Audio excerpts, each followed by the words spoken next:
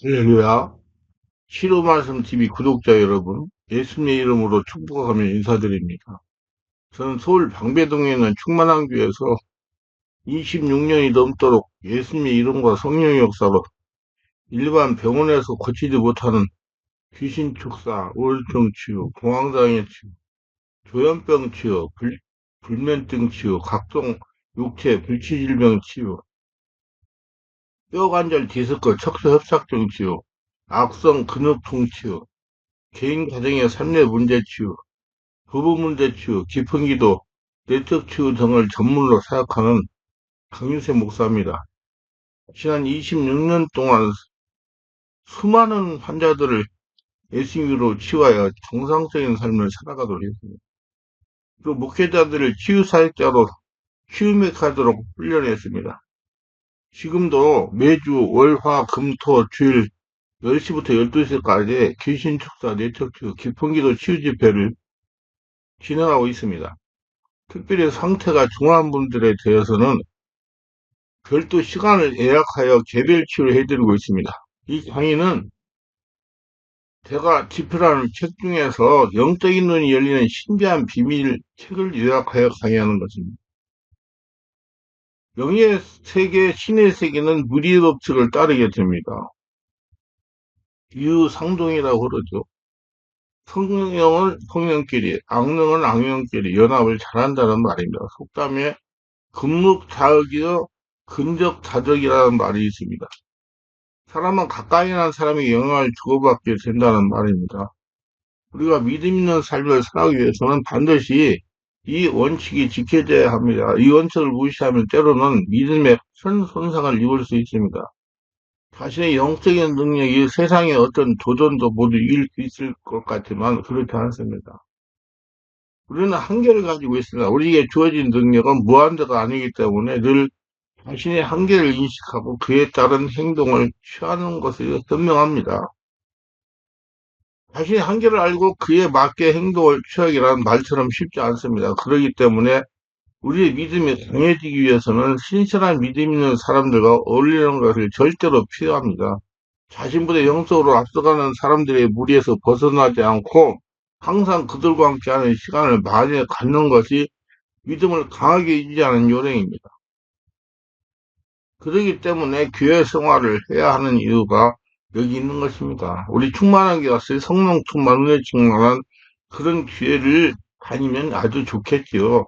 같은 신앙 고백을 하는 성도와 교제를 나눔으로써 믿음을 상실하지 않고 더 키워 나갈 수 있는 것이며 여러 가지 영으로서 보호를 받을 수 있는 것입니다. 자기 영적 능력의 한계를 망각하고 믿음 없는 사람들과 자주 어울리면 믿음은 심각하게 훼손이 됩니다. 왜 우리는 육체를 가지고 있기 때문에 영적 침입이 있을 수 있다는 얘기예요. 물론 우리는 불신자들과 어울려야 합니다. 그들의 예수를 전해서 구원하기 위해서죠. 그러나 자신의 믿음에 손상을 입어 소멸될 정도의 그들과 어울리는 것은 피해야 됩니다. 자기의 영적인 상태에 따라 배우자도 만나게 됩니다. 어느 여집사 이 얘기입니다. 이분이 우울증으로 고생을 하다가 저에게 치유를 받으러 왔습니다. 우울증이 심하여 밤에 잠을 잘 자지 못하고 치과를 하는데 일을 제대로 하지 못하겠다는 것입니다. 그래서 치유 기도를 해주다가 성령께서 남편에 대해서 질문하는 감동을 주셨습니다. 그래서 남편의 신앙에 대해서 물어봤습니다. 그러니까 이렇게 대답을 했습니다. 남편이 교회를 다니기는 다니고 나가기는 나가는데 시어머니가 제사라는 제사는 다 지낸다는 겁니다. 그리고 그렇게 이 얘기를 해도 절에 나간다는 것입니다. 그래서 멀리 떨어져 있으면 대화나 전화 통화할 때라도 성령의 임재에 전화를 하라고 했습니다. 그러니 이렇게 대답을 하는 것입니다. 시어머니와 같이 한 집에서 기거하며 산다는 것입니다. 왜 그런 애가 물었더니 시아버지가 일찍 대장암으로 돌아가셔서 무녀 동남인 자신의 현재 남편하고 같이 살았다는 것입니다. 그러면 시어머니가 제사를 지내면 집사님 어떻게 하냐고 물었습니다. 제사 음식을 다 준비해 준다는 것입니다. 그러면 아들인 남편하고 제사를 지낸다는 것입니다. 은연중에 제사에 참여하는 것입니다. 그래서 남편이 교회를 다니는데 제사를 지내냐고 했더니 지낸다는 겁니다. 그래서 성령의 역사가 일어나기 이 여집사에게서 향 태우는 향냄새가 말도 못하게 나오는 것입니다. 그러면서 치유가 되었습니다.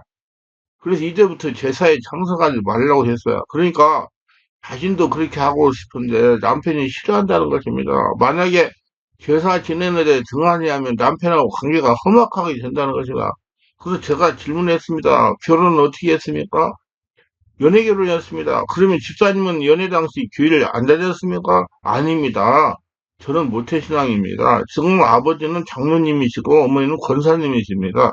근데 어떻게 그런 분하고 결혼을 했습니까? 그러니까 연애 기간을 한 8개월 정도 가졌습니다. 남편이 연애 시절에 교회를 크게 잘 다녔습니다. 그리고 남편이 외과 의사입니다. 그래서 여러 조건도 좋고 해서 결혼을 결심하고 결혼을 하게 되었습니다. 부모님도 그렇게 반대하지 않아서 결혼을 한 것입니다. 근데 결혼해서 시어머니의 우상숭배를 알게 되었습니다. 분명히 결혼 전에 남편이 어머니도 전도하여 예수를 믿도록 하겠다고 했습니다. 근데 지금 13년이 지났는데 아직도 예수를 믿지 않고 절에 다닙니다. 악착같이 절에 나갔습니다. 그래서 제가 그러면 집사님이 시어머니에게 이렇게 말해보라겠습니다. 만약에 시어머니가 계속 우상을 숭배하면 분가해서 살겠다고 해보라겠습니다. 그러니 이렇게 말하는 겁니다. 남편이 어머니하고 분가하면 절대로 안 된다고 합니다. 자기 어머니가 자기만 보고 성촌에 혼자서 살았는데 절대로 그럴 수가 없다는 것입니다. 그래서 어쩔 수 없이 지금까지 지내왔다는 것입니다. 이 집사에게 한 가지 걱정이 있었습니다. 자기의 시아버지가 40대 중반에 대장암으로 세상을 떠났는데 남편이 걱정이 된다는 것입니다. 연애와 결혼은 이렇게 중요합니다. 신앙이 정말 중요해요. 근데 여러분 이 집사가 왜 그런 사람 만났느냐? 여집사가 관념적인 신앙생활을 한 거예요. 살아있는 성령 역사를 모르고 관념적으로 예, 알고 그냥 신앙생활하고 다 교회 다니면 되는 줄 알고 그 결혼을 해가지고 이렇게 고통을 당하는 겁니다. 이건 참 피나는 고통을 해야 돼. 시어머니가 돌아갈 때까지 고생을 당해야 됩니다. 이 결혼은 정말 이게 중요해요. 모태신앙인 집사가 불신의 가정에 시집가서 시어머니가 제사를 지내고 같이 살게 되는 것입니다. 그러니 우울증이 찾아와서 고생을 하는 겁니다. 참으로 답답한 현실입니다. 이런 본인의 영적 상처가 깨끗하지 못하니까 성령이 충만하지 못하니까 영적인 세계를 잘 모르고 내면을 잘 모르니까 이런 사람을 만나 결혼하게 된 것입니다. 누구한테 원망할 수도 없어요. 자기 자신이 그런 상태이기 때문에 그런 사람을 만난 겁니다. 자신이 성령으로 충만하고 영적인 눈이 열렸다면 절대 이런 사람은 결혼하지 않았을 거고 결혼하더라도 사전에 성령 세례 충만 내면 치유 해가지고 하늘나라 성전 되게 한 다음에 결혼했을 것입니다.